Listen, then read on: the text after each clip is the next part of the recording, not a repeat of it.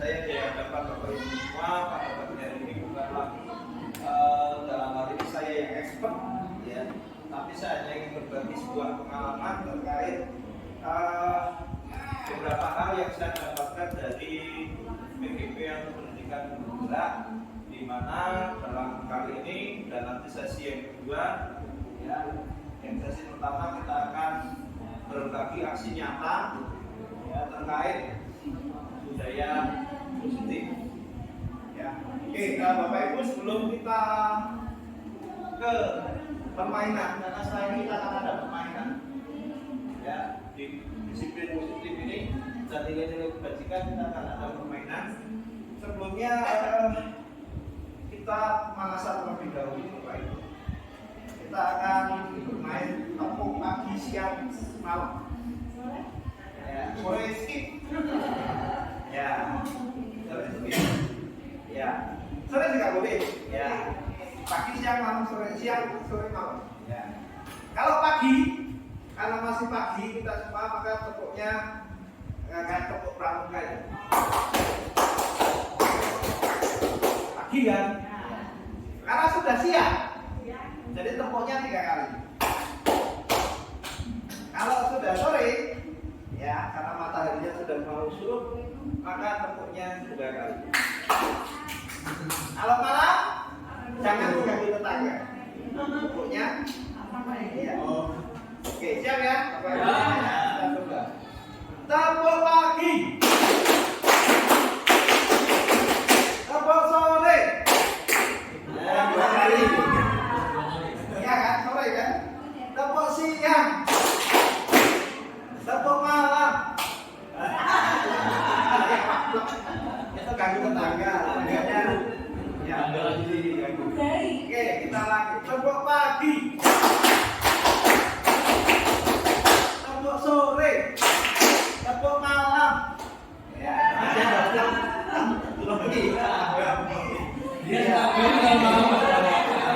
oke, berikan tepuk tangan. Ya, setelah ini kita akan bermain, tolong berpasangan. Jangan ada yang sendiri. Bulian, cari pasangan bulian. Tapi kan, masih ada yang pasangan.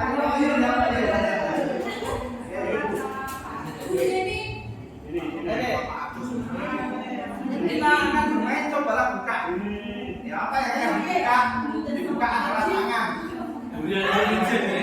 Jadi ada A dan B, berarti berpasangan, ada jenengan, ada rekan jenengan. Nanti salah satu tangannya genggam, satu aja genggam. Ibaratkan dalam tangan Bapak Ibu di situ adalah ada sesuatu yang sangat penting sekali. Dan karena sebegitu pentingnya untuk kehidupan Anda, ya, Anda perlu menjaga hal itu. Nah, yang satu teman Bapak Ibu, ya, penasaran sehingga dia ingin mengetahui isinya dan dia berusaha membujuk, boleh menghati, mengintimidasi, memarahi, menggoda, menggelitik, bahkan menawari agar tangan tersebut dibuka dan isinya apa. Gitu ya. Nah, oke, kemudian, nah ini nanti kita akan ada percaya ini, tapi sekarang kita lakukan berpasangan. Yuk, silakan cari pasangan, siapa yang akan genggam, siapa yang akan memaksa. Boleh berdiri, boleh duduk, silakan. Waktunya 30 detik saja. Ya, saya hitung sampai 30. Jadi dalam hitungan 30 itu silakan dirayu ya. Satu aja yang genggam, satu ngerayu. Ya, satu ngerayu, satu genggam. Pak, saya pasti gantonya enggak apa-apa dulu, Pak. Saya yang akan genggam, pasti yang ngerayu ya. Oke, pasti ngerayu saya. Saya genggam. Oke, saya sambil ngitung ya, 30 hitungan. Oke, siap? Nanti silakan mau berhasil dirayu atau tidak, terserah dengan. Siap ya? 1, 2, 3. 1, 2, 3.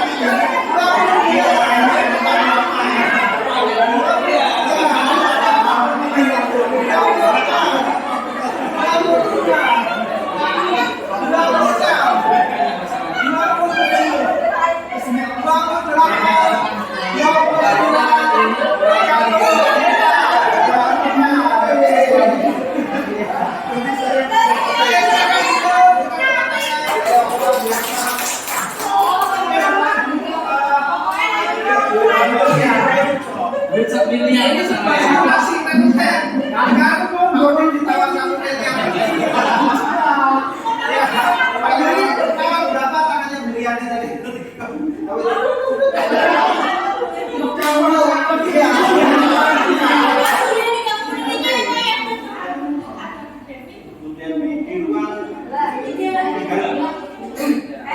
Oke, Bapak Ibu luar biasa. Jadi ini ya, pertanyaannya ini pertama, apakah Anda atau mungkin ya tadi main rekan Anda membuka kepala tangannya, ada yang buka kepalanya ketika dipaksa atau ditawar atau digoda atau diapakan gitu? Ya. Ya.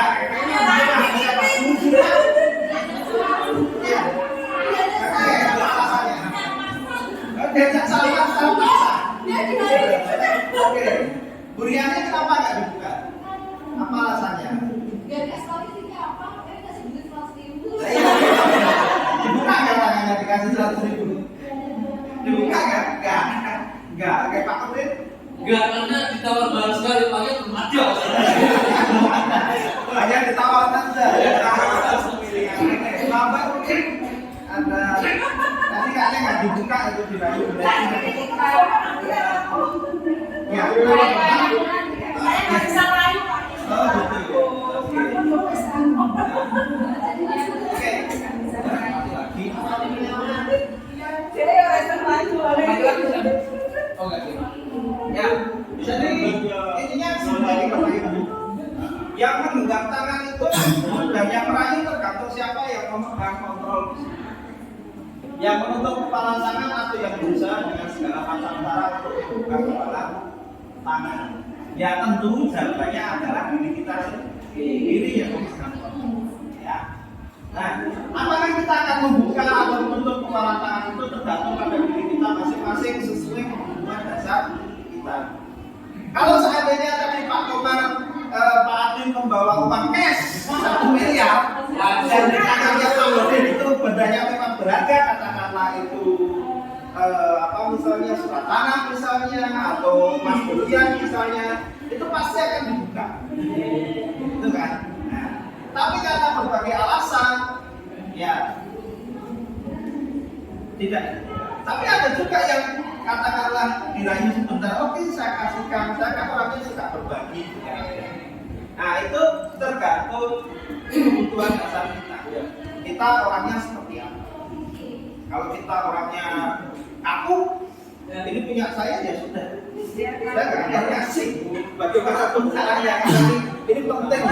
Tapi kalau ada yang berpikir bahwa oh ini penting, tapi saya harus berbagi dengan orang lain, ya seperti ya gambarannya seperti itu dari permainan coba lakukan. Nah, Bapak Ibu, saya akan membagikan sebuah teori terkait namanya teori choice atau teori kontrol yang disampaikan oleh William Glasser, seorang pendidik dan psikiater dalam bukunya yaitu kontrol teori, di mana ada isinya tentang meluruskan beberapa miskonsepsi tentang makna kontrol. Ya. Oke, nah ini William Glasser. Menurut beliau, William Glasser menyatakan yang pertama adalah ilusi guru mengontrol murid. Ya. Jadi ilusi guru mengontrol murid itu pada dasarnya jika kita tidak bisa memaksa murid untuk berbuat sesuatu, jika murid tersebut memilih untuk tidak melakukannya, walaupun tampaknya guru sedang mengontrol perilaku murid, tapi demikian murid sedang mengizinkan dirinya dikontrol. Saat itulah bentuk kontrol guru menjadi kebutuhan dasar yang dipilih murid tersebut. Teori tersebut menyatakan bahwa semua perilaku memiliki tujuan, bahkan perilaku yang tidak tujuan. Jadi guru mengontrol murid itu misalnya push up mas, ya, kamu terus push up. Itu murid melakukannya karena ini. Ya, walaupun tampaknya guru sedang mengontrol, itu terjadi karena dia mengizinkan. Jadi sebenarnya dia tuh nggak mau, cuma karena guru gua, ya harus selesai. Nah itu ilusi guru mengontrol. Yang kedua kedua, ilusi bahwa semua kekuatan positif efektif dan bermanfaat, di mana bujukan bentuk-bentuk kontrol segala usaha untuk mempengaruhi murid agar mengulangi perilaku tertentu adalah suatu usaha untuk mengontrol murid tersebut. Dalam jangka waktu tertentu, kemungkinan murid tersebut akan menyadarinya dan mencoba untuk menolak bujukan. Jadi itu kan ya di kelas itu kan ketua kelas, ketua OSIS. Kok ketua OSIS kok perilakunya seperti itu? Misalnya, anak tanpa sadar akan melakukan sugesti-sugesti kita, bujukan kita, tetapi ketika dia tersadar maka dia akan ngapain aku kok masuk. Jadi ini ilusi bahwa semua kekuatan positif itu efektif dan bermanfaat. Teori Glaser yang ketiga, ilusi bahwa kritik yang membuat orang merasa bersalah dapat menguatkan karakter. Ya, menggunakan kritik dan rasa bersalah untuk mengontrol murid menuju pada identitas gagal. Mereka belajar untuk merasa dulu tentang diri mereka. Mereka mengembangkan dialog diri yang negatif. Kadang-kala sulit bagi guru untuk mengidentifikasi bahwa mereka sedang melakukan perilaku diri karena guru untuk menggunakan suara halus yang mereka bersalah. Nah, ini tanpa terasa kadang kita juga melakukan hal itu. OSIS, Mas. Contoh loh, contoh. Dalam hatinya kan dia akan berkata, aku gimana proses aku kalau gini Pak, aku tuh gini Pak. Ya, itu kan kritik. Itu nggak proses waktu kelas ini. Misalnya, itu kan negatif. Ya, padahal siapa tahu, ya kan? Misalnya dia di rumah bantu bapaknya, maunya karena bapaknya jualan nasi goreng, kebetulan ibunya sedang sakit, misalnya biasa bantu, dia membantu. Kan kita tidak tahu. Tapi karena kita hanya memandang dia sebagai misalnya ketua OSIS atau anak yang paling rajin di kelas, atau ketua kelas misalnya, atau anak yang dikenal aktif, maka kita memberikan kritik-kritik ini. Yang dimana terkadangnya dia mungkin kayak gitu ya. Mungkin di kelas sholat niat, belajar sama ayat itu, aku kira belajar itu. Efeknya kan teori yang keempat adalah ilusi bahwa orang dewasa itu punya hak untuk memaksa. Nah, ini biasanya muncul pada kita yang sudah jadi orang tua. Kalau saya Bunawi suka belajar ya. Ya, belajar ya. Kalau kita saya sudah jadi orang tua.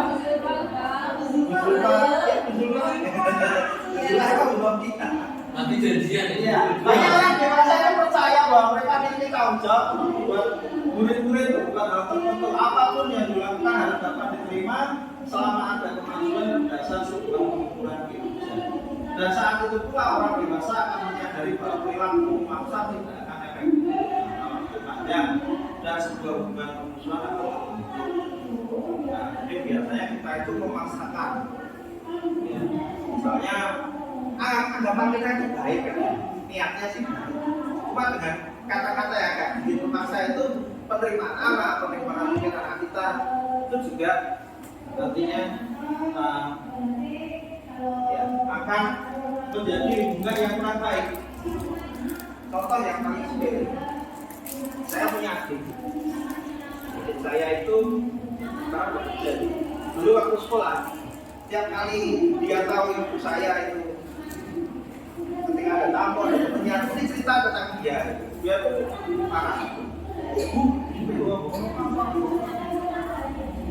Dan itu tidak disadari oleh hingga tanpa terasa ya ternyata itu menjadi sebuah efek yang kurang bagus. Hubungan itu saya dan adik saya agak sedikit jauh.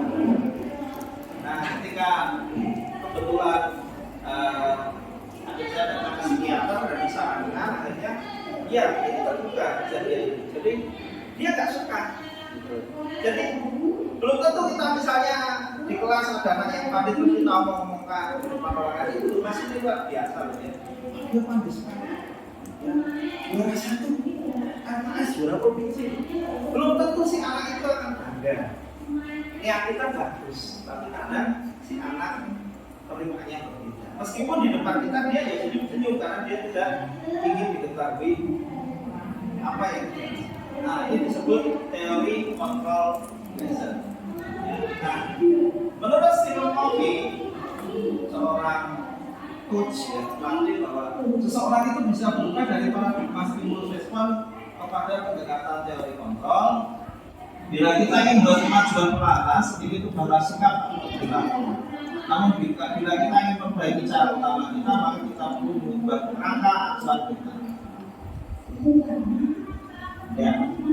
Ubahlah bagaimana Anda melihat dunia, bagaimana Anda berpikir tentang manusia, ubahlah paradigma Anda, skema pemahaman dan penjelasan tentang aspek-aspek tertentu tentang realitas. Ini menurut Stephen Covey dalam bukunya Principles Center Leadership. Jadi intinya, kalau kita ingin berubah sesuatu, maka yang perlu kita ubah adalah perilaku, sikap kita awali dari kita. Makanya tadi semuanya bergerak.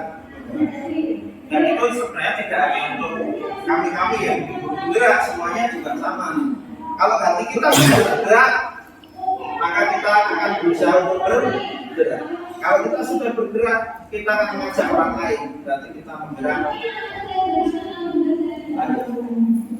Nah, ini teori kontrol dan stimulus respon. Apa sih sebenarnya?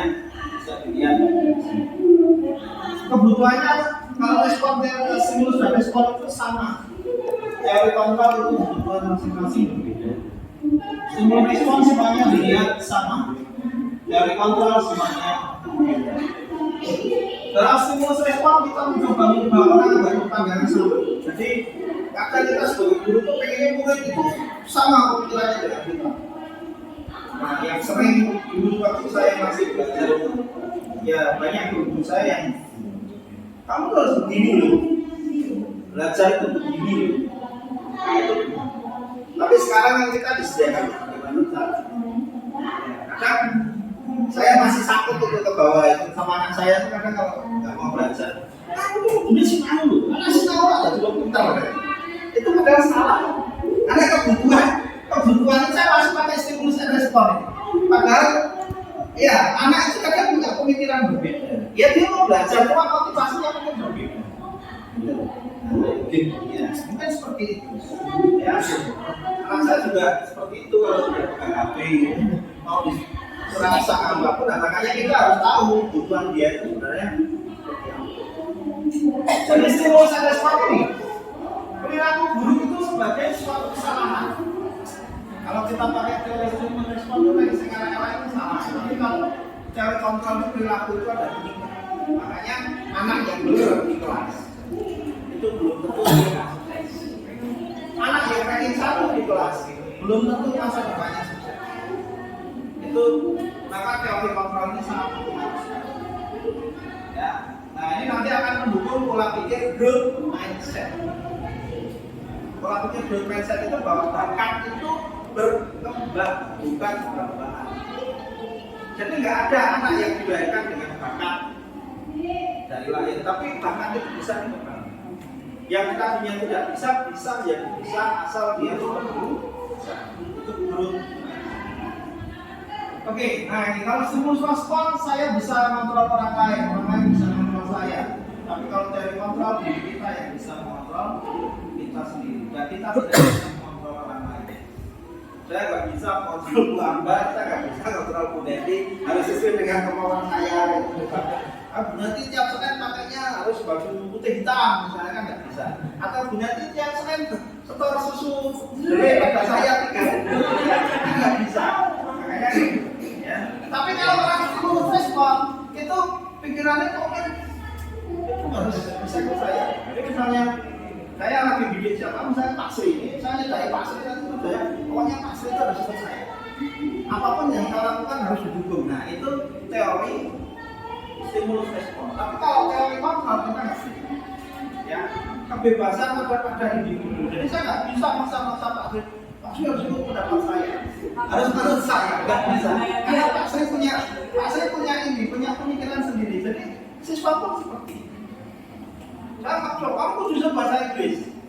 Padahal dia sebenarnya nggak terlalu suka bahasa Inggris, tapi suka dia yang lain. Tapi kita nggak tahu, karena kita hanya dituntut, yuk sekarang berbahasa Inggris, mengulangi bahasa Inggris, baru yuk sekolah itu bisa. Nah, itu efeknya nanti jadi ke teori stimulus dan respon. Makanya kita harus ini menggunakan teori. Di mana stimulus respon ini ada model berpikir menang kalah. Jadi pokoknya aku sih menang, aku sih kalah. Itu stimulus respon. Tapi kalau teori kontrol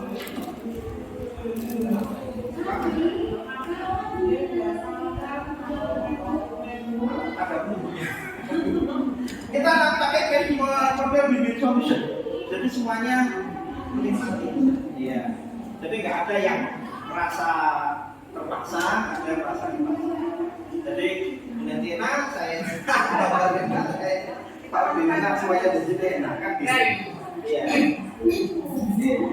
Nah, maka disiplin Bapak Ibu. Sebelumnya mari kita tanyakan dulu ke diri kita, bagaimana kita berjuang. Ya, saya mungkin yang di depan ini bukan orang yang sempurna, perilaku saya juga nggak sempurna. Ya, mari kita belajar bersama-sama bagaimana membentuk perilaku ini. Intinya kan hari ini kita belajar. Ya, tapi ini bukan dosen paling menguasai itu. Jadi kita sama-sama belajar. Mengapa kita melakukan segala sesuatu? Pasti ada alasan. Apakah kita melakukan sesuatu karena ada dorongan dari lingkungan atau ada dorongan dari Tuhan? Kayak saya jujur dulu waktu jadi guru awal-awal. Itu ketika saya mencoba, itu saya dapat titel kalau bahasa Inggrisnya bounty hunter, pemburu hadiah. Jadi waktu tahun 2006 sampai 2010 11 itu saya masih seorang bounty hunter atau pemburu hadiah. Jadi kalau lomba yang dicari kan boleh hadiah di caranya. Nah, itu motivasi, ya, karena dorongan itu.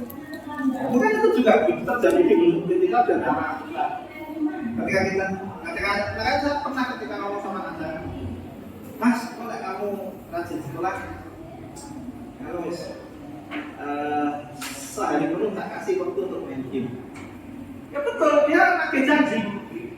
Sabtu kan kayak bapaknya, Sabtu gak mau belajar khusus karena kan aku sekolah dari Senin sampai Sabtu pagi. Berarti saya pulang sekolah, HP-nya milik saya sampai nanti malam. Itu motivasinya. Nah ini kadang efeknya juga nggak bagus ketika kita memberikan karena melakukan sesuatu akhirnya karena dorongan. Nah ini sesuatu kan kita merasa menghindari sakit, tidak nyaman. Terkadang Pak Maksud mendapatkan kita langsung mendapatkan ujian, ya. Misalnya Pak Udin sebagai seorang ayah gitu ya, weekend ngajak anak-anaknya jalan-jalan sama istri gitu ya, dengan harapan gitu, aku menjadi seorang ayah yang baik. Ya. Itu yang misalnya kita ngasih anak pokoknya nak pengen satu besok kita kasih sepeda. Itu juga anak nanti mengenai itu karena sepedanya, bukan karena dia itu memang ingin saya. Makanya saya tertarik dengan kata-kata dari produser itu ketika dia ngomong sama anaknya, kalau kamu itu lomba, ya, bagaimanapun caranya ya menang. Masalah kamu di lomba itu kalah itu urusan lain, tapi yang namanya itu lomba harus menang. Jadi motivasinya ada, tapi bukan motivasi yang apa ya istilahnya harus kita berharap seperti itu tidak. Tapi ketika kita nggak dapat pun kita sadar. Gitu. Jadi bukan berarti terus, nah aku ini aku boleh kayak gitu. Tapi ketika kita gagal aja kita bisa menerima hal tersebut. Maka disiplin. Iya, saya Dewantara berkata, di mana ada kemerdekaan disitulah harus ada disiplin yang kuat. Nah ini bangsa kita ini ada PR. Ya memang karena sudah kulturnya tapi kita sudah merdeka katanya dan harus ada disiplin yang kuat. Merdeka itu artinya tidak hanya terlepas dari perintah tapi cakap untuk memerintah diri sendiri. Karena selama ini kita masih berada di perintah lembaga lain gitu ya, kayaknya karena banyak utangnya. Ini maka kata disiplin dan sertifikat. Nah kalau ini kita terapkan pada diri kita dan di sekolah, Artinya siswa kita itu ya juga bisa memerintah dirinya sendiri. Jadi misalnya mereka itu salah ya sudah, istilahnya kalau bahasanya yang SMP 2 tadi kita tidak perlu mengatakan itu hukumanmu telat. Telat konsekuensi, kamu push-up 10 kali, 20 kali itu konsekuensi. Ya sudah dilaksanakan dengan ikhlas, sahabat jawab. Jadi kalau misalnya Pak Sri, Pak Juli yang di bengkel terus ada anak yang nggak niat terus misalnya suruh push up itu kalau anak itu melakukan karena dia sudah sadar itu namanya konsekuensi, sudah bukan hukuman. Jadi anak melakukan dengan senang hati karena apa? Membuat tubuhnya sehat. Jadi bukan lagi kamu tak ukur 10 kali, kamu tak ukur begini, enggak, bahasanya sudah ya kamu harus tahu konsekuensinya. Termasuk pelajaran saya punya tim pelajaran di bengkel, kamu kok dari tadi kok main HP terus, kita udah bikin kesepakatan kan kalau yang main HP terus kira-kira gimana. Jadi makanya perlu di awal pembelajaran kita buat namanya kesepakatan kelas. Nanti akan kita lihat. Dan Gose mengatakan disiplin itu berasal dari disiplina, yang artinya belajar, yang intinya ya untuk menjadi seorang murid atau pengikut seorang harus paham betul alasan mereka mengikuti suatu ajaran atau aliran. Jadi adanya motivasi prinsip. Anak belajar sesuatu harus ada motivasi intrinsik. Jangan sampai bahasanya itu tadi ikut-ikutan yang penting. Karena kalau seperti itu nanti tidak akan mendapatkan apa. Nah ini ada anak disiplin. Sekarang ini makanya adanya disiplin diri bisa membuat orang menggali potensi pada tujuan yang dihargai bermakna. Intinya bagaimana cara kita mengontrol diri. Seseorang yang bikin disiplin diri mereka bisa bertanggung jawab. Ya, artinya kita sama-sama belajar di sini. Sebagai pendidik, tujuan kita adalah menciptakan anak-anak yang memiliki disiplin diri sehingga mereka bisa berperilaku dan mengacu pada nilai-nilai kebajikan universal, motivasi intrinsik bukan ekstrinsik. Jadi ada nilai-nilai kebajikan universal. Apa nilai-nilai kebajikan itu? Ya, yang kita hadapi adalah profil pelajar Pancasila. Beriman, bertakwa pada Tuhan Yang Maha Esa. Mandiri, bernalar kritis, berkebinekaan global, bergotong royong, kreatif. Ya, itu profil pelajar Pancasila. Kalau dulu dikenal dengan apa? Pendidikan karakter yang ada Lina Gotu Manis. Ya, dulu kalau terkenal namanya Lina Gotu Manis. Ini pasti kan ya, Lina Gotu Manis. Waktu Pak Lampung itu. Nah ini nilai universal menurut IDO Primary Years Program, yaitu adanya sikap murid yang memiliki toleransi, rasa hormat, integritas, mandiri, menghargai, antusias, empati, keingintahuan, kreativitas, kerjasama, percaya diri, dan komitmen. Jadi ini lebih banyak daripada profil pelajar Pancasila. Cuma kalau kita lihat sebagian sudah masuk ke profil pelajar Pancasila. Ya. Selanjutnya 9 pilar karakter Indonesian Heritage. Ada cinta Tuhan dan segenap fungsinya, kemandirian dan tanggung jawab, amanah, jujur, diplomatis, hormat, santun, dermawan, suka menolong, dan gotong royong.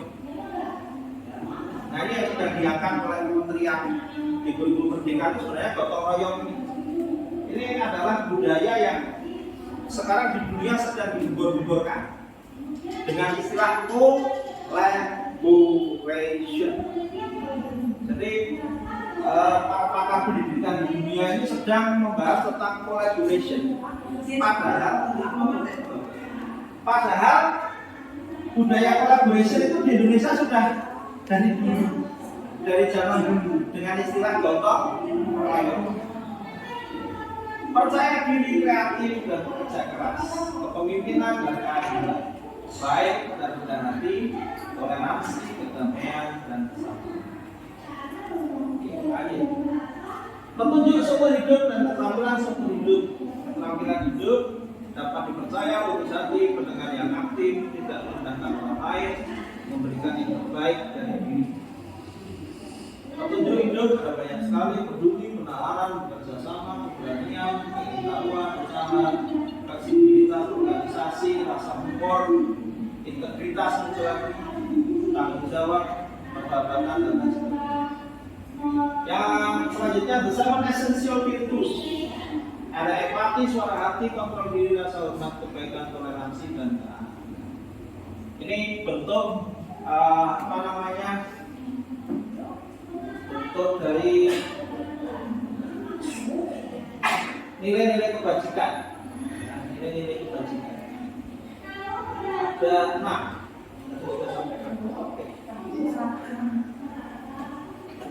Nah, yang terakhir ini, project nilai-nilai kebajikan.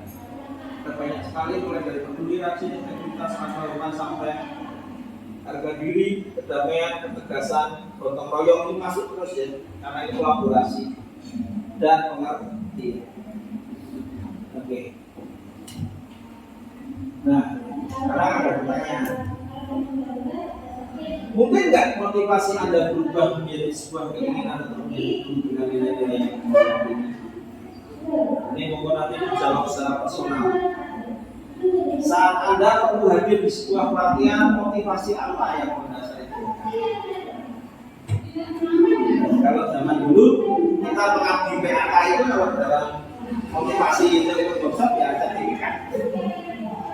Ya kan? Kalau pengabdi PAK yang seperti itu. Jadi biar cepat mendapatkan ya ikut pelatihan yang kita nanti. Nah, tapi saya yakin ya sekarang sudah seperti itu. Sudah mendapat itu pengabdi PAK. Sampai agak susah. Bila di tempat kerja tidak ada sanksi atau pengangguran, apakah Anda tetap datang untuk memberikan pelayanan yang terbaik bagi siswa? Ini kayak lagunya Grise ini ya. Jika surga dan neraka tak pernah ada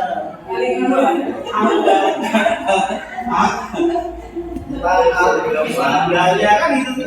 Iya, ini pertanyaan yang sama seperti itu. Dan yang bisa menjawab hanya diri kita masing. Oke, setelah mempelajari tentang disiplin, motivasi mana yang saat ini paling banyak mendasari perilaku murid-murid kita yang ada di sekolah? Murid datang ke sekolah itu motivasinya apa sih? Apakah karena ingin ketemu pacarnya? Apakah memang niat belajar atau memang kalau saku? Nah itu biasanya. Nah ini kan motivasinya masing-masing. Nah ini penting sekali. Makanya kan kita sebagai guru harus bisa menggali. Nilai-nilai kebajikan apa yang Anda rasakan penting saat itu ditanamkan pada murid? Ini juga masing-masing yang nanti bisa. Oke. Selanjutnya materi yang kedua. Adanya teori motivasi, hubungan, keadaan, dan restitusi. Apa sih hal tersebut? Kita buka dengan pertanyaan pemantik. Apakah Anda setuju dengan pernyataan ini? 1. Hukuman dapat mendisiplinkan anak. 2. Pemberian hukuman dengan hal yang positif seperti membaca, membersihkan halaman dapat meningkatkan disiplin anak. 3. Memberi hadiah dapat meningkatkan motivasi anak. Monggo, ada yang berpendapat? Silakan. Ini pendapatnya bebas ya. Tidak ada yang salah. Monggo Bu Neti. Pendapat Bu Neti seperti apa? Kalau itu salah kalau Menarik sekali Pak penjelasan dengan Pak Sekretari. Lumayan agak mengantuk ini. Ada beberapa hal yang mau saya sampaikan Pak. Yang pertama tentang motivasi yang halaman seperti ini. Oh ya, ada motivasi nih. Nah itu kan yang poin pertama motivasi itu. Kalau saya Pak rasakan diri saya sendiri. Bukan yang berubah Pak, tapi menurut sekali. Iya. Apa yang membuat menurut? Ya saya evaluasi dari mulai mengajar di sini 2009 Pak ya. Sekarang masalah yang terjadi. Jadi saya merasa justru dari segi murid kita itu aktifnya sekarang luar biasa degradasinya. Itu salah satu hal yang membuat motivasi saya Degradasi ya. ya menurut sekali Pak dari segi tumbuh dan lain-lain. Sekarang kok saya merasa pekerjaannya seperti itu berat. Baik, dan sempat itu membuat saya semangat saya akhir-akhir ini sama teman sendiri itu luar biasa. pandangan ya. Jadi kalau sekarang belum saya kok merasa capek itu kan kecil. Belum ada yang lain. Itu untuk membangun Pak saya untuk yang luar biasa. Untuk mengembalikan lagi. Saya kalau melihat Pak Andi saya kan lagi, saya semuanya beliau dulu. Sekarang saya merasa jauh sekali. Oke. Iya. Ya. Terus yang kedua yang halaman berikutnya tadi Pak, yang halaman terakhir. Halaman terakhir. Lagi ini kan poin-poinnya kan punishment ribet Pak ya. Ya. Saya pengennya anak mendapatkan sesuatu atau berbagai hal. Motivasi intrinsik ya. Karena kita pancing dengan atau punishment. Membangun kesadaran diri Pak. Itu yang sekarang juga luar biasa. Betul. Itu memang PR. Iya. Ada satu kelas sekitar 10% Pak mungkin yang seperti itu, tapi sebagian besar lainnya tidak bisa diarahkan, tidak bisa diajak. Wajib satu bantu dorong yang luar biasa Pak. Pakai dorongnya pakai anaknya pakai domba yang berasnya besar. Ibaratnya akhirnya kadang guru itu merasa energinya habis itu. Oke, terima kasih Nanti atas pendapatnya dari kamu. Memang betul ya disampaikan nanti akhir-akhir ini memang PR kita banyak. Kenapa? Karena efek pandemi. Yang jelas efek pandemi itu 2 tahun kita menghadapi pandemi. Itu generasi kita memang bisa kita katakan lost generation. Kenapa? Karena orang tua di rumah tidak sempat memantau. Kita di sekolah tidak pernah bertatap muka, ya. Dan kita di anak-anak di masyarakat juga kontrolnya ini kurang. Karena kan ada PPKM dan lain sebagainya, sehingga anak cenderung bebas untuk melakukan apa yang dia inginkan. Dan orang tua mungkin alasannya bekerja, alasannya apa, sehingga untuk untuk memantau anak di rumah itu juga kurang. Nah ini memang PR kita.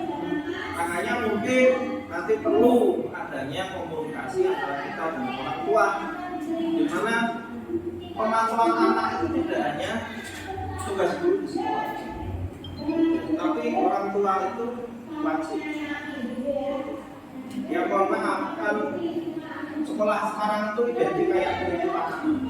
Iya.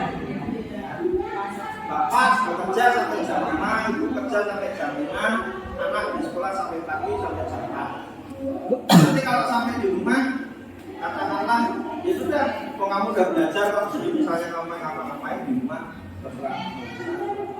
Bapak capek, ibu ya capek. Sekarang kadang biasanya. Nah paradigma ini yang harus kita hapus. Jadi kita harus apa ya? Ya tadi mungkin kita disampaikan dengan dia harus punya ekstra motivasi, Dan bagaimana kita meminta anak agar anak itu mau melakukan apa di rumah atau diberi ribet? Ya memang kita harus sering melakukan pendekatan. Nah di kurikulum merdeka inilah yang diinginkan. Jadi guru itu makanya kadang saya juga berpikirnya aneh gitu. Ketika guru diminta untuk mendekati anak, untuk fokus ke anak, tapi kenapa ya pengawas datang ke sini tuh yang dicari-cari peran kamu? Itu kan aneh gitu. Berarti pengawasnya itu nggak sinkron dengan merdeka belajar. Karena kalau yang dicari peran terus itu kan kapan guru mikir kayak anaknya, mikir kayak maksudnya anak didiknya gitu ya. Kapan kita bisa, kalau saya mau misalnya kondisi ketemu bapak ibunya, kapan kita bisa duduk bersama anak, gitu kan? Kadang-kadang misalnya, bapak Pak Yudi, wah, gara perangkat gini, kan kasihan, kan Pak Yudi tuh aku pengen ngerti muridku saya selo sabra nih Pak Yudi. Aku pengen ngerti, ini muridku saya mikirnya tak ulang kok turu ini pojok ini sebenarnya masalah apa itu sebenarnya kan jalan hati guru tuh kayak seperti itu, tapi yang saya kadang nggak habis pikir tuh kalau kebijakan yang di atas turun ke bawah itu penerjemahannya tuh beda. Kayak yang lebih parah biasanya pengawas yang letterlock alias kaku itu mesti arahnya coba perangkatnya modulan saja udah siap pakai itu berapa halaman sesuai jenisnya. Makanya kadang saya bingung. Kalau dari guru ini masuk pengawas sama kalau menteri gitu kan. Karena yang punya kebijakan kan dari atas. Pak Menteri sendiri bilang, saya udah bikin kebijakan, tak bikin perangkat guru itu seminimal mungkin. Yang penting ada apa namanya? Oh iya.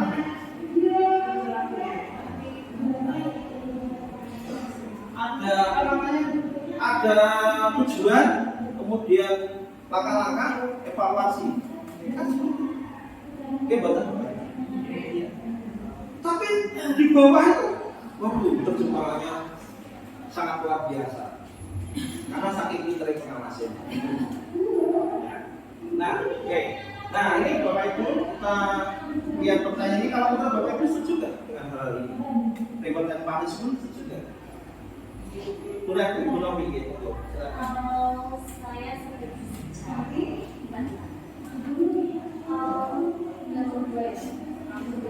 Ya, hukuman dengan hal positif ini, apakah juga setuju? kalau pemberian hukuman yang positif menurut saya bisa dilaksanakan. Kalau menurut aku jelasin. Ya, ada kesepakatan.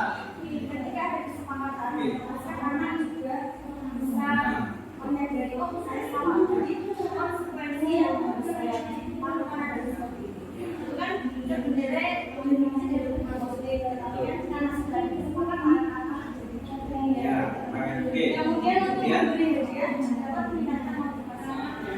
Untuk memberi hadiah itu kan tidak harus selalu dengan benda, hadiahnya kan juga bisa dengan cara yang positif atau mungkin ujian atau respon yang positif dari dan membuat anak oh saya dapat. Oh ya, diapresiasi.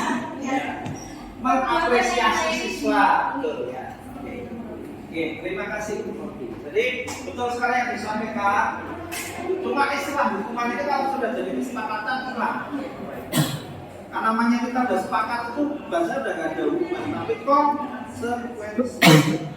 Kalau anak itu misalnya kok nggak kerjakan tugas ya, dan konsekuensinya apa kesepakatannya? Misalnya kayak yang disampaikan Pak Arif itu.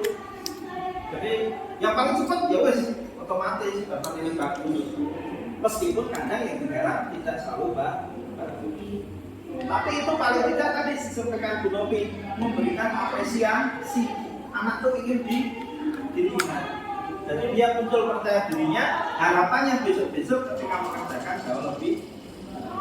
Oke. Teori motivasi. Teori motivasi perilaku manusia. Yang pertama motivasi eksternal ini satu untuk menghindari hukuman. Teori motivasi yang kedua untuk mendapatkan imbalan. Teori yang ketiga untuk menghargai diri sendiri. Ini kata bakunya adalah apa yang terjadi apabila saya tidak melakukannya. Nek aku nggawe RPP mau belajar, aku dapat kepala sekolah. Itu yang kadang sering ada dalam diri kita. Saya pun kadang juga pikirannya kan gitu. Agar gue belajar, dapat kepala ya. Ya, ini motivasi wajar orang punya motivasi ya ini itu normal. Cuma kan kita harus meminimalisir hal ini. Ya nggak iso nggak mau belajar loh ya orang kasih raketan ya dan bisa mau belajar ya seperti itu. Yang kedua untuk mendapatkan imbalan, mendapatkan reward. Wah, saya pengen kalau tidak di kelas Buneti itu kalau aktif nanti diribeti susu dri. Nah itu anak akhirnya aku tak ngamu benar susu kok lumayan ya kan benar susu dri ini ini untuk menghargai diri sendiri ya paling tidak dia merasa bahwa wah aku harus berusaha aku agar makan sekolah kasih sekolah telat pelajaran melu insiden selesai nanti itu motivasi perilaku manusia ini wajar ya. Dan buat Bapak Ibu guru dari ketiga motivasi tadi mana yang paling mendasari perilaku murid kita? Monggo siapa yang ingin menyampaikan? Bu Riani, Pak Yul mungkin, Bu Zulfa, Bu Mahmuda, monggo silakan. Ya, kita diskusi aja di sini ya. Oke. Motivasi yang mana dari poin 1, 2, 3 tadi? Apakah karena takut bingung? Apakah karena ingin mendapatkan sesuatu? Atau karena ingin dapat apresiasi untuk diri sendiri? Ya, penghargaan untuk diri sendiri. Oh, tadi ada pendapat? Karena ini 1 dan 2 ini. 1 dan 2 ini itu. Karena memang beasiswa yang misalnya dia membuat tugas ya, biasanya ada mungkin pemikiran dari mereka wah nek nggak buat terus nanti gimana mungkin ada hubungan dari mana kayak gitu mungkin masih seperti itu. Ya, jadi di poin 1 dan 2. Oke. Kalau saya nggak aktif, emang pelajaran berarti gratis itu boleh ya. Ada beberapa yang tidak masuk ke 3-3 Pak. Yang anak saya kamu. Oke, nah itu gimana itu? Ya, maksudnya itu gimana itu? Hari ini apa sih? Ini ada tentang ayu terkait dengan tiga-tiganya itu. Berarti nggak punya motivasi. Oke, oke Mas Yul. Saya kok agak berbeda. Oke, maka Mas Yul. Saya itu berpikirnya itu yang paling utama itu yang motivasi dari dalam. Oke, motivasi Karena prinsip. kalau motivasi dari dalam itu sudah ada, apalagi sudah diyakini betul, itu yang jiwa yang di atasnya itu akan lebih mudah. Oke, betul. Nah itu bagaimana kita mendapatkan itu? Menumbuhkan itu, ya. Nah, yang mendapatkan itu diawali ketika awal siswa masuk ke sekolah. Nah itu yang harusnya kita cari. Kita cari formulanya. Kita cari anak-anak yang punya motivasi dari yang sangat tinggi untuk belajar di SMK. Saya masih ingat kayaknya dulu tuh sejarah SMK Kalimantan yang saya ingat ada satu anak yang rumahnya tempatnya Pak Nadiem itu cewek. Itu dari pagi yang di Saida ya. Itu kan berangkat jalan kaki ya kan, terus kadang kalau dapat angkot gitu ya, karena belum dapat angkot jalan kaki sampai ketemu angkot atau teman yang bisa ini ya bisa menjemput gitu. Nah itu motivasinya tinggi berarti dia ya, dari rumah jalan itu kan itu termasuk dia niat ya. Tapi ada juga sih yang di rumah dapat fasilitas, ya, motor yang bagus, berangkatnya ngetem dulu itu di Kalibogor. Nanti sampai sini itu sebenarnya bisa kita upayakan. Oke, betul. Cara itu tadi yang Mirna bilang tadi ada kolaborasi. Ya, ada Kita kolaborasi dengan orang tua, Betul. dipisahkan sehingga motivasi anak itu tidak hanya dari kita, Oke, dari rumah dulu kan gitu. Ya baru nanti di sekolah itu kita tinggal memerdekakan anak belajar di sekolah. Ya, banyak memang orang tua sih taunya anak itu harus berangkat, nggak pernah terlambat gitu ya. Tahu-tahu ternyata loh, anakku kok bundan dulu, anakku pelatan terus. Ya, memang betul Pak Yul. Jadi gotong royong atau kolaborasi Bapak Ibu, kita sebagai guru, orang tua siswa, lingkungan tempat siswa tinggal, lingkungan belajar juga saling harus bisa berkolaborasi. Oke, reward dan punishment atau hukuman dan penghargaan. Nah, kita coba kalau mencatat 100 kali dalam buku, saya tidak akan terlambat. Itu reward atau hukuman atau konsekuensi. Saya tidak akan, menurut Bapak Ibu, saya tidak akan terlambat lagi. Wih, zaman dulu itu saya. Hukuman saya zaman dulu. Nah, saya akan menghadapi hukuman dulu. Saya tidak akan terlambat. Oh, Bapak Ibu terpendapat? Poin pertama,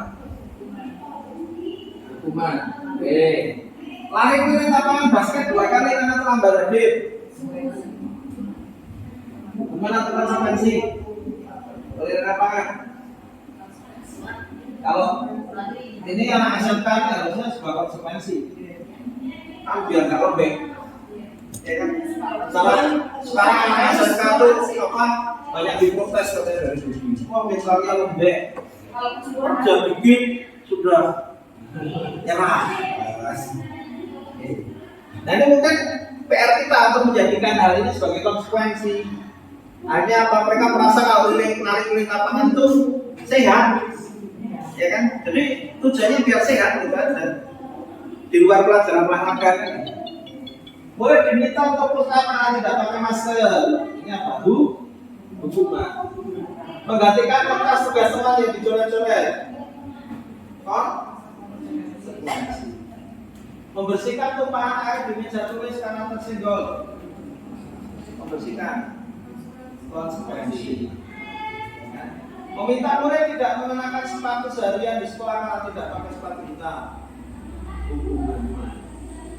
Kemarin mulai lapangan basket 2 kali karena terlambat 10 menit untuk pelajaran PJK. Nah, ini yang konsekuensi karena pelajaran olahraga.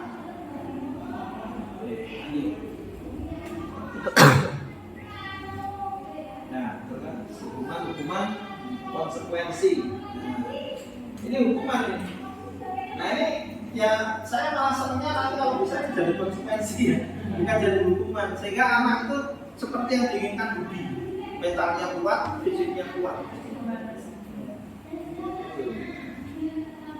Perbedaan hukuman dan konsekuensi, hukuman adalah sesuatu yang menyakitkan harus terjadi. Konsekuensi adalah sesuatu yang harus terjadi, tidak perlu ada kata menyakiti. Membuat anak sakit fisik maupun hati untuk jangka waktu yang lama.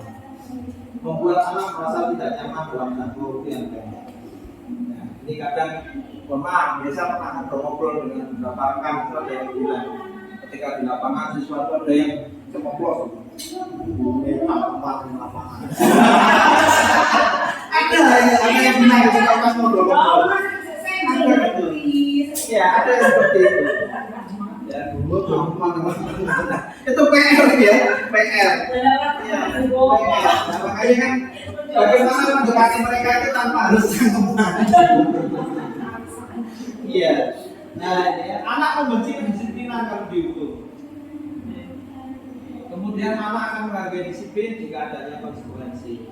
Hukuman bersifat paksaan, konsekuensi bersifat stimulus and response. Hukuman mendorong anak menyakiti diri sendiri, konsekuensi mendorong anak untuk menyesuaikan diri. Hukuman konsep diri menjadi buruk, konsekuensi membuat konsep diri yang menjadi baik. Kemudian hukuman anak belajar untuk menyembunyikan kesalahan, tapi dengan konsekuensi anak belajar untuk mematuhi akibat.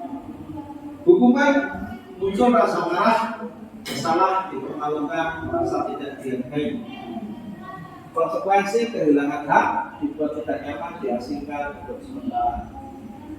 Jadi yang paling parah ini ya, tanpa sadar itu anak kadang diperkuas suka.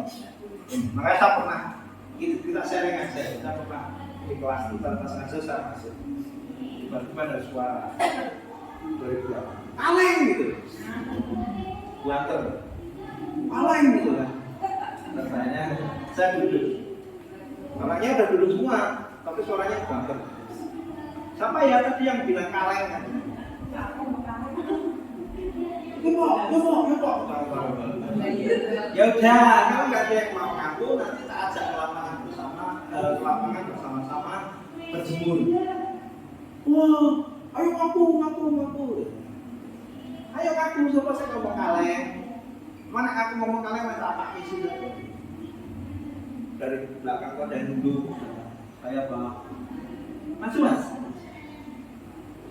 suruh bentuk dia sedrodong pikirannya dia pakai saya cuma tanya kamu kok ngomong kaleng motivasi ngopo alasanmu apa kamu kok kau jengkel loh tapi sampai kamu dorong gini oh dan kalau video terus kamu bilang saya jengkel itu di kaleng itu lah yuk kita gagal.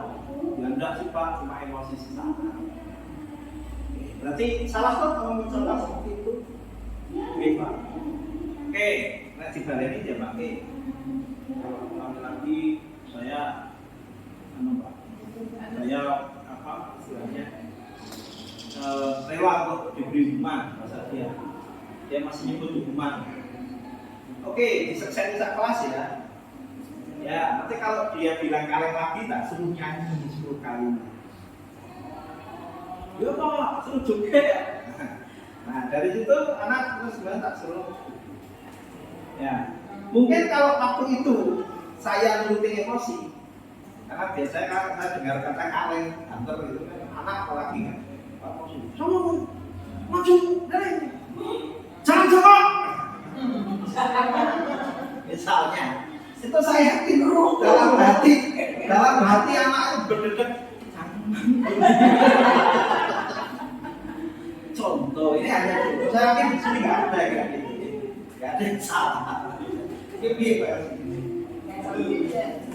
Ya. Oke. Ya. Ya. Nah itu pasti akan konsepnya beda. Saya ingat Haji. Mungkin ada yang ngajar Haji dulu. Apa ngajar saya? Haji yang anaknya rumah makan Padang itu. Ya. Oh iya. Itu dulu. Wah, pakai jopet, pakai topi. Tak bilang nih, Mas, jaketnya dicopot atau tidak dicopot. Tak pegang itu. Itu langsung pipat tuh. Wah, itu bengkel tak kasih. Tak percaya. Sampai kalau Pak. Mau aku. Saya udah ke pasar Haji nggak sakit. Saya malah sampai di ruang guru itu dia minggu ada ke pasar Haji. Kalau Haji nggak tahu di briefing apa. Selesai ketemu saya, tak tunggu di luar, tak rangkul. Jadi, gimana? Pak Gus mau salah apa benar? Ini betul Pak, saya bisa. Kalau kamu tembak, tapi emosi. Ini enak, ya. Sampai sekarang nggak ketemu saya ya di masih. Sekarang Pak Gus. Itu karena anak yang sudah sadar, artinya ini. Tapi kalau coba misalnya waktu itu tak latih diri, aku cepat paham dulu terhadap betul. Aku sih, izin, boleh izin, mana orang ibaratnya kalau terakhir gitu. Oke, kan kalau bilang,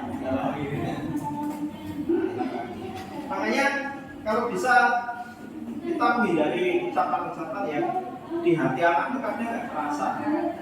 Ya, apa ya bahasanya berarti membentuk karakter. Jadi anak itu makin dendam. Nah, juga penghargaan, pengaruh jangka pendek dan jangka panjang.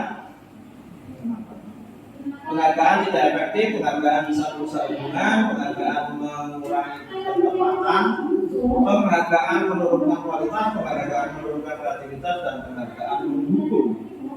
Jadi kita menghukum dengan penghargaan seterusnya, efeknya seperti itu. Jadi kalau bisa istilah kita itu adalah membuat anak konsekuen. Kalau saya begini maka efeknya begini yang harus saya. Jadi misalnya saya kok makan siomay di kelas, tiba-tiba siomay-nya jatuh, ngotori lantai. Itu konsekuensinya harusnya anak, oh iya, tak bersih gini. Itu harusnya. Tapi kadang anak sekarang malah bikin cek. Akhirnya buka. Atau malah sekenaknya jawabannya. Oh sekolah di Pak Bono. Kadang kan ada yang seperti itu. Kemudian Pak Bono. Pak Bono itu selesai. Nah, ini kan munculnya anak sekarang seperti itu sih Bapak Ibu. Makanya PR kita sangat luar biasa dan disampaikan oleh Bu Neti. Kita membimbing anak terus pandemi 2 tahun. Ya semoga yang ini yang sudah tatap muka ini besok kalau jadi siswa baru itu lebih ini ya, lebih aware. Jadi anaknya kayak dulu lagi. Tapi kalau anak korban pandemi itu memang mau bagaimana kan Kita biarkan. ya itulah proses kita. Nah yang ketiga Bapak Ibu kita bisa sampaikan adanya kesepakatan kelas, di mana kesepakatan ini nanti akan jadi namanya keyakinan kelas. Keyakinan kelas ini harapannya bisa menjadi keyakinan sekolah, dan namanya sudah tidak lagi tata tertib tetapi lebih ke arah keyakinan. Kalau kita, kenapa? Karena kita sudah yakin. Berarti nek salah yuk ngakoni salah. siap dengan segala resikonya, siap dengan segala konsekuensinya. Nah, ini contohnya untuk MPLS ya, Bapak Ibu. Nah, ini ketika membuat kesepakatan kelas seperti ini. Nah, ini Bapak Ibu. Contoh kesepakatan kelas ya. Makan bersama dulu waktu MPLS. Bapak Ibu ada yang masih ingat jadi wali MPLS? Ini makan bersama, ya, duduknya tenang, makan, diawali dengan berdoa bersama-sama. Kalau belum dipimpin berdoa, tidak ada yang makan. Satu tujuan ilmu sangat canggih. Ya. Contoh kesepakatan yang kedua. Nah, ini buat kesepakatan dengan diskusi Bapak Ibu. Nah, kesepakatan itu yang ditempel. Dan Bapak Ibu punya daftar kesepakatan sendiri. Kalau ditempel tidak masalah, nanti bisa didokumentasikan, di bingkai atau apa. Tapi kalau kesulitan, nanti Bapak Ibu bisa pakai Padlet. Padlet itu aplikasi web, nanti bisa diketik aja Padlet, kemudian login, kemudian nanti anak suruh isi. Jadi misalnya Bapak Ibu ingin mengatakan apa pendapatmu tentang pelajaran hari ini misalnya, atau hal-hal apa yang ingin kamu jadikan kesepakatan daripada pelajaran saya. Saya ketik misalnya, kalau pakai HP harus diberi misalnya waktu tertentu misalnya, atau diberikan kesempatan ketika menerima telepon jika ada panggilan. Itu bisa pakai aplikasi, bisa pakai ini apa namanya, stick note ya, stick note. Nah, mengapa sih tidak ada peraturan kelas, mengapa harus keyakinan kelas? Karena ya, kalau peraturan itu tidak mendukung motivasi intrinsik. Jadi kalau adanya keyakinan itu kan anak yakin.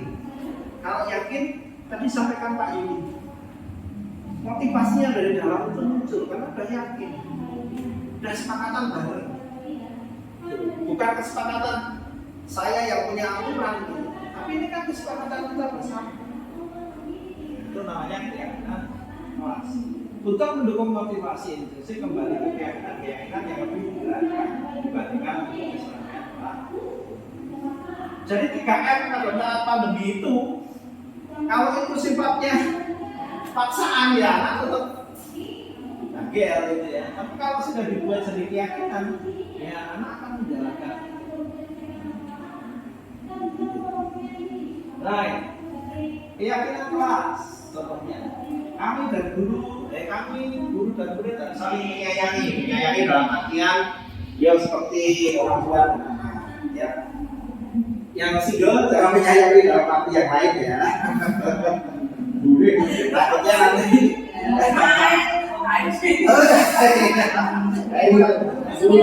kamu ini semangat belajar, itu motivasi. Kami murid yang peduli dengan teman-teman, keyakinan. Atau bisa datang ke sekolah tepat waktu, awali dengan berdoa, belajar dengan merdeka dan bahagia. Peduli dengan sesama, saling bantu, menghormati, menghargai, siap kerja, mandiri dan kolaborasinya adalah salah satu keyakinan kelas yang harus kita buat. Dan setiap guru silahkan bisa membuat keyakinan kelasnya masing-masing, sehingga anak nyaman ketika belajar. Nah ini peraturan. Kembalikan buku ke tempatnya. Kalau keyakinan kelas, anak sudah tanggung jawab. Pinjam buku ya balikin. Kayak misalnya di sana habis potong-potong pakai alat, selesai balikan. Kayak misalnya jurusan TNI habis welding, baru belum sampai TNI tinggal balik. Ya itu anak tidak punya keyakinan. Apalagi Pak Gunadi harus selalu teriak-teriak pakai koal. Ayo setelah selesai praktek tolong alatnya dikembalikan misalnya. Itu kan masih peraturan. Jadi kalau sudah keyakinan, anak selesai dia harus ngapain? Kembalikan. Misalnya. Contoh lagi, dilarang ganggu orang lain, dilarang pakai narkoba, gunakan masker, itu peraturan. Tapi kalau keyakinan, ya bahasa kita ini menghargai keselamatan, menjaga peduli kesehatan, gitu ya. Bahasanya kayak gitu. Nah, kebutuhan dasar manusia tadi yang saya sampaikan. Adanya kasih sayang, rasa diterima, ini yang ada di diri kita maupun murid-murid kita. Adanya penguasaan, adanya kesenangan, kebebasan dan bertahan hidup. Ya, seperti apa? Nah, ini misalnya. Ibu guru bilang, aku nggak boleh bersenandung suatu mengerjakan tugas. Katanya kelas harus tenang, tidak ada suara. Padahal aku kan suka menyanyi. Kira-kira kebutuhan apa yang harus dicukupi di sini kasih anak? Dari kebutuhan kasih sayang, kekuasaan, kesenangan, kebebasan, bertahan hidup yang mana? Senang. Kesenangan. Kalau anak gelaran, maka kebutuhan akan kesenangan dia itu berhambat. Nah, bagaimana kalau kita ada yang kayak gini?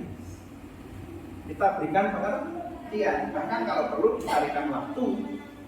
Ya, ketemu guru seni, ketemu ini anak ini sering nyanyi coba di olahraga, misalnya.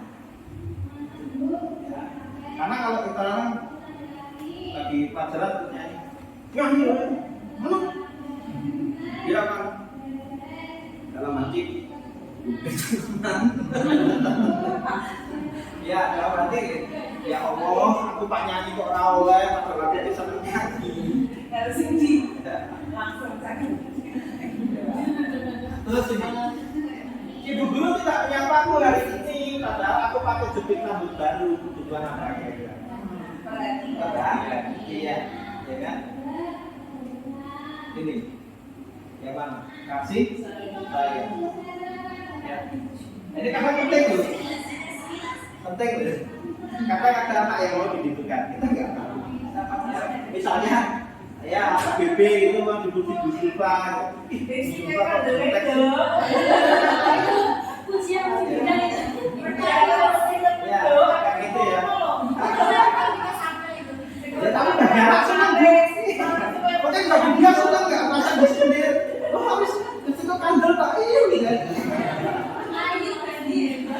ya lanjut aku bosan masa belajarnya gitu-gitu aja dengerin guru aja bukan apa ya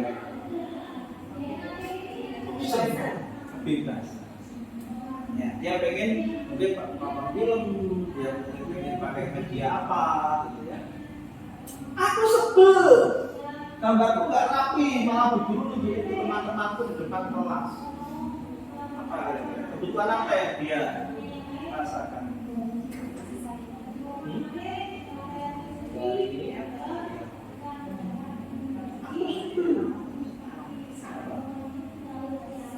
ada sayang ya kan kebebasan ya karena dia pengen ini nggak nyaman gambarnya pokoknya jangan ditunjukin nggak malah ditunjukin karena pada dari posisi kontrol dan restriksi apa sih 5 posisi kontrol ini tak yang kita sebagai guru tanpa sadari ya kita sebagai guru itu punya 5 posisi kontrol yang pertama adalah punisher penghukum yang kedua filter pembuat rasa bersalah yang ketiga buddy atau friend atau teman yang keempat monitor atau pengatur atau observer yang kelima adalah manager. Menurut Bapak Ibu sekarang kita sering memposisikan diri kita pada posisi yang mana dari 5 ini? Apakah Bapak Ibu sudah ada yang berperan di posisi 5, 4, atau 3, atau bahkan di posisi 1? Guru yang ada di posisi 1 ini sedikit-sedikit, kamu nggak akan sayangkan saya? Apa kamu?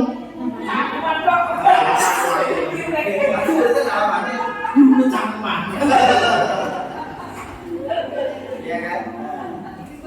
Punisher. Iya. Atau filter. Kamu tahu enggak?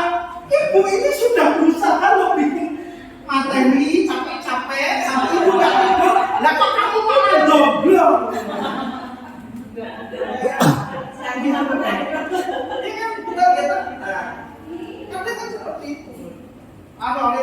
pengennya nanti kalau udah ngomong kayak gitu anak juga merasa bersalah. Aduh iya padahal dalam hati. Loh, kita nggak tahu ya, ini kan bahasa tugasnya anak-anak kan gitu. Oh, saya tuh akhirnya kalau bisa ngobrol ingatin sama beberapa guru terutama di Pak di CS terus dongeng. Berat apa itu? Thanks sekolah guru nih supaya dengan caranya ngomong bencang. Filter. Jadi biar anakku merasa bersalah, merasa bersalah. Atau yang kedua, sebagai bagi teman, kamu ngapain ya TPR saya? Ada masalah apa sih? Ada diputusin kok. Cerita dong. Nah ini karena agak yang susah di sini nih. Karena kita ditutupi rasa GEMSI, gengsi dong. Gue dulu ngapain kumpul-kumpul sama anak.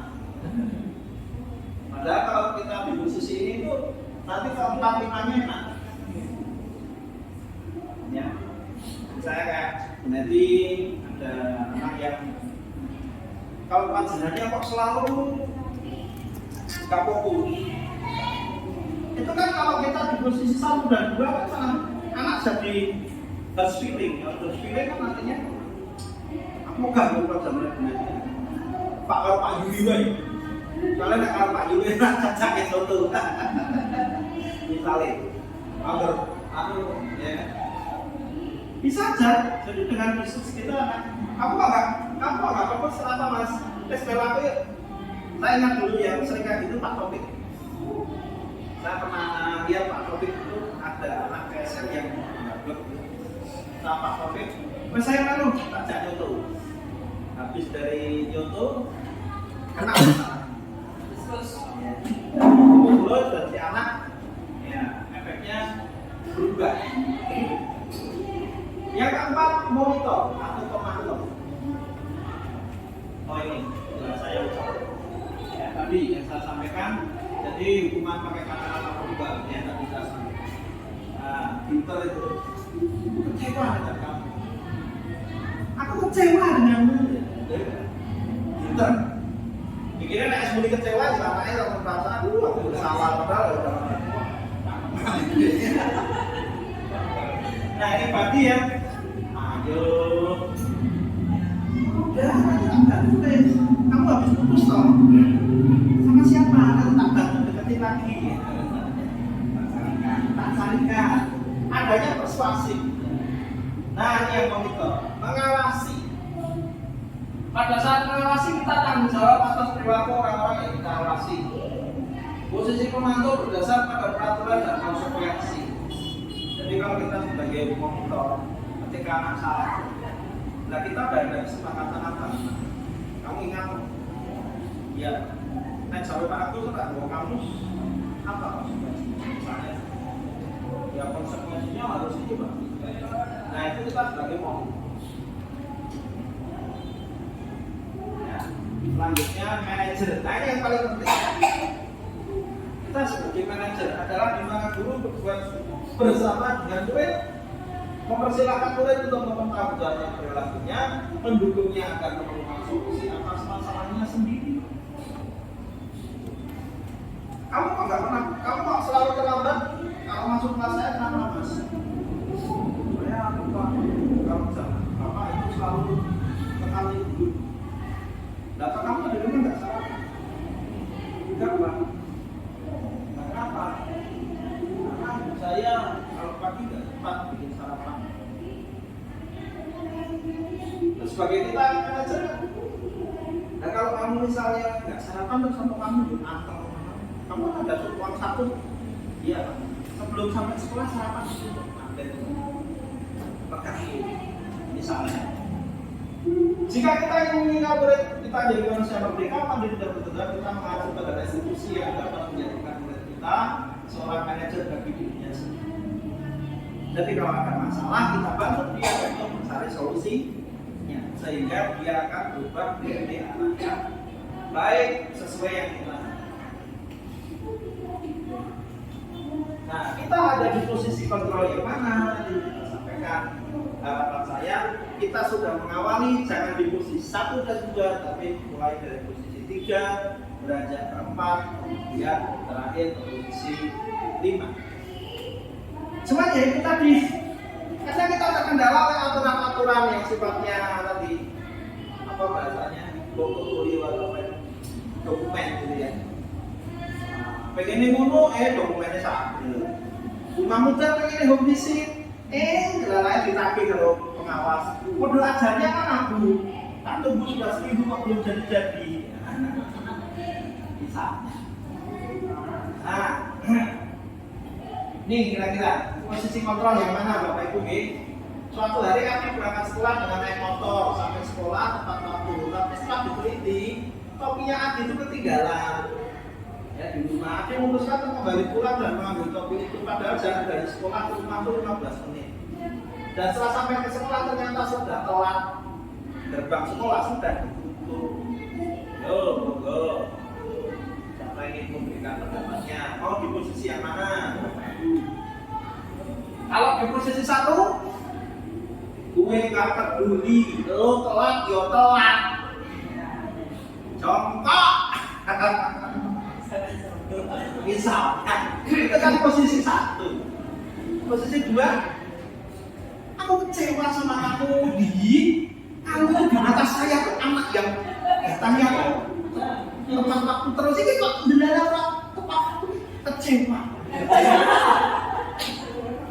Tanganku ini. Nah itu kan contohnya kalau di posisi 2. Kalau di posisi 3 kan kok telat lagi. Cerita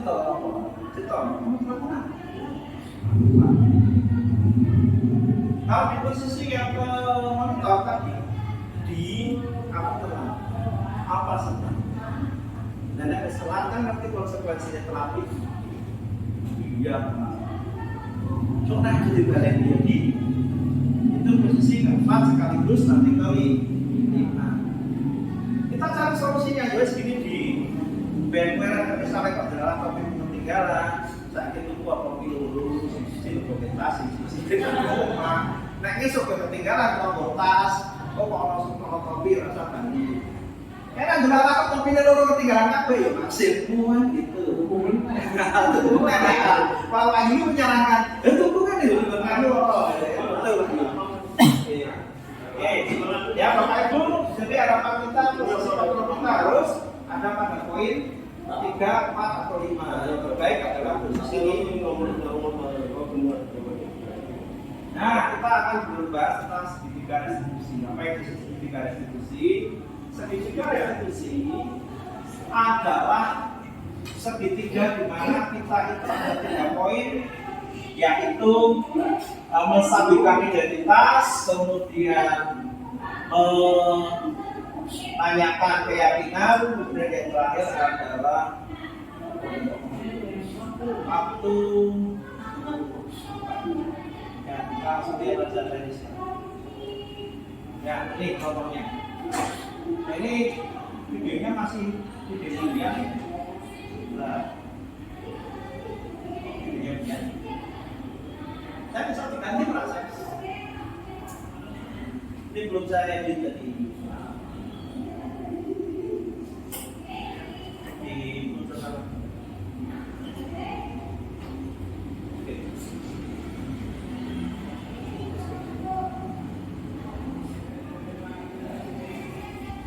Ada audionya ya?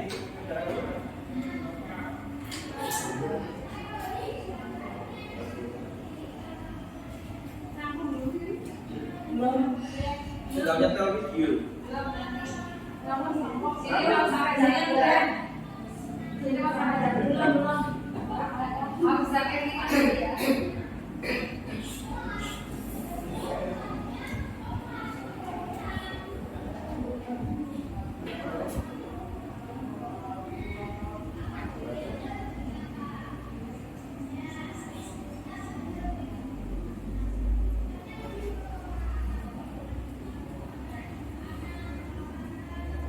Oh, saya kasih video.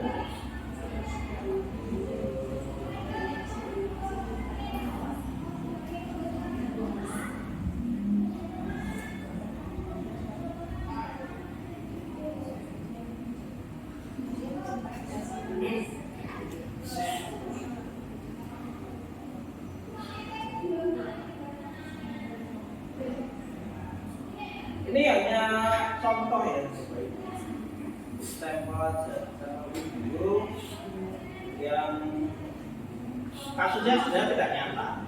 Kita buat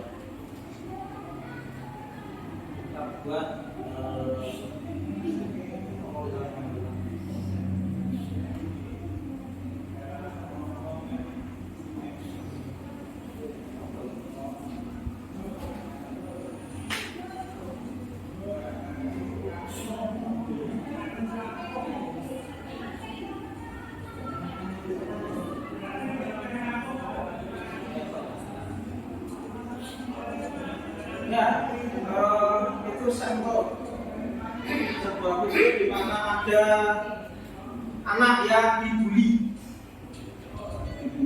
karena menurut 3 trio itu si anak ini sikapnya sombong, nggak mau nyapa. Ini ada audionya sebenarnya, nanti kok nggak ada. Nah ini ada laporan dari Buriani, ya, ini aktornya di pojok. Buriani, kemudian siswa saya panggil di sini.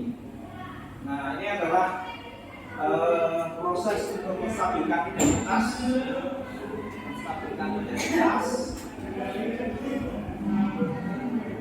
Jadi kita tanya dulu latar belakangnya, kenapa si anak ini kok melakukan tindakan tersebut terhadap teman. Mereka menjawab bahwa itu sombong, Pak.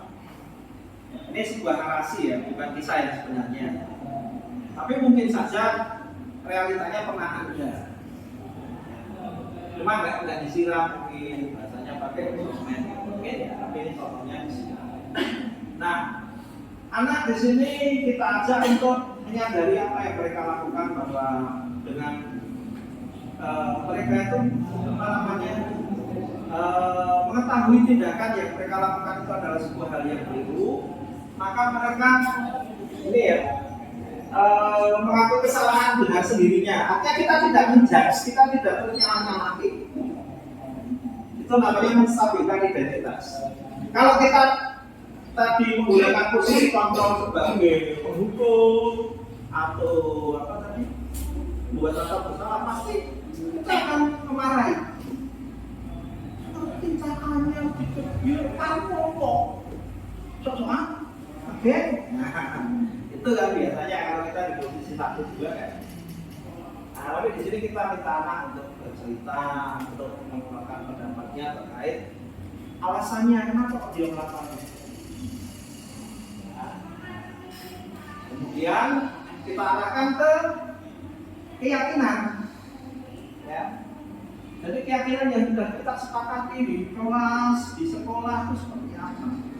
Pantas nggak tindakan kok pakai air diguyur untuk punya air misalnya? Pantas nggak tindakan? Ya, ini kasih dulu itu. Itu sesuai ya. Itu kalau panas sering kami. Panas oke. Kalau panas Kasih hashtag. gitu. Ya. Kemudian validasi tindakan yang salah. Ya, validasi tindakan yang salah. Setelah menstabilkan identitas, kita validasi dulu tindakan mereka yang salah tadi. Bahwa tindakan itu tidak. Nah, yang terakhir, nanti kita ajak mereka untuk meyakini keyakinan yang sudah kita sepakati. Ya. Jadi segitiga restitusi itu adalah salah satu cara penanganan siswa yang tanpa kita harus mengedepankan sisi emosional. Jadi kita stabilkan anak dulu, kita ajak ngobrol baik-baik, kita tanya, setelah itu baru kita validasi apa yang mereka lakukan. Ya, yang kamu lakukan itu sama. Mosok kok kamu nggak suka sama temanmu yang sombong, tiba-tiba kamu buyur. Kamu pasti akan jadi kena masalah kalau seperti itu. Nah, kamu di sini tuh bukan kita hukum, itu istilah kita. Bukan untuk hukum, tapi untuk kita ajak diskusi, cari solusinya, agar kamu nggak seperti ini lagi. Jadi kalau ada teman yang sombong lagi, nanti kamu buyur lagi. Ya, Dan setelah itu kita kembalikan ke keyakinan. Cari solusi bersama-sama.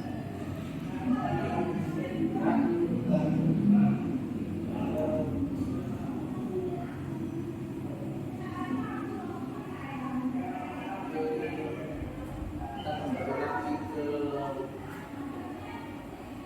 part terakhir.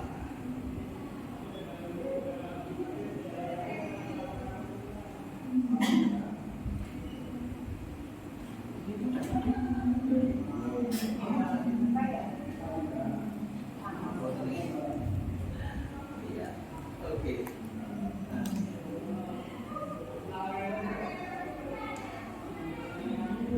Bapak Ibu, nanti sebagai tugas mandiri Bapak Ibu adalah Bapak Ibu akan membuat skenario dialog dengan menggunakan segitiga restitusi. Nah, tugas mandirinya nanti silakan dibuat skenario seolah-olah ya Bapak Ibu pernah ngadepi kasus apa, dan itu coba diterapkan dalam segitiga restitusi tadi. Jadi misalnya contoh Pak Komar menghadapi siswa yang apa ya, misalnya ketika jamnya Pak Komar itu selalu menggila. Kalau Pak Komar sebagai posisi tadi penghukum atau pembelaan bersalah, pasti dia akan mengedepankan rasa emosi. Merebut, saya wes tangan yang gegem, kepol. Tapi kalau memposisikan di poin 3, 4, 5 sebagai buddy, teman, sebagai observer atau monitor dan manager, maka Pak Komar pasti akan buat sebuah skenario. Skenario di sini tuh bukan berarti terus ngetik bikin naskah, enggak. Cuma masnya dalam pemikiran Pak Komar dia akan menanyakan dulu, Mas, kenapa sih kamu kok nggak pernah kelihatan di jam saya? Ada apa? Apa Pak Komar ini pulang bosen nih kok? Bagimu. Coba cerita, ngomong. Kamu cerita. Kamu Pak, saya begini. Nah, nek kamu gitu terus kamu dapatnya apa? Memangnya dengan tidak ikut pelajaran Pak Komar terus itu bahasa bahagia, misalnya seperti ini, misalnya. Si anak akan menjawab, iya gini Pak, kita arahkan bahwa apa tindakan itu. Setelah kita kan menstabilkan itu tadi dengan ngajak cerita, coba dong cerita, menstabilkan identitas. Jadi kita tidak ngejas, tapi coba cerita masih tak romokin. Oh alasanmu. Selanjutnya kita tadi memvalidasi tindakan yang salah. Kita katakan pada si anak bahwa nek bolos ini jatuh kuwi ora bener. Saya rugi sopo. Nek Pak, mana ora rugi? Gampang kali ora Pak melu sak semester pun aku tak rugi, saya rugi kowe dhewe. Anak akan menyadari. Baru kita arahkan ke keyakinan atau kesepakatan yang sudah berlaku yang sudah kita bikin bersama-sama di awal. Nek ora melu pelajaranku konsekuensinya apa? Si anak diajak sih. Kemudian kalau dia ternyata ada masalah, kita ajak untuk menemukan solusi dari masalah.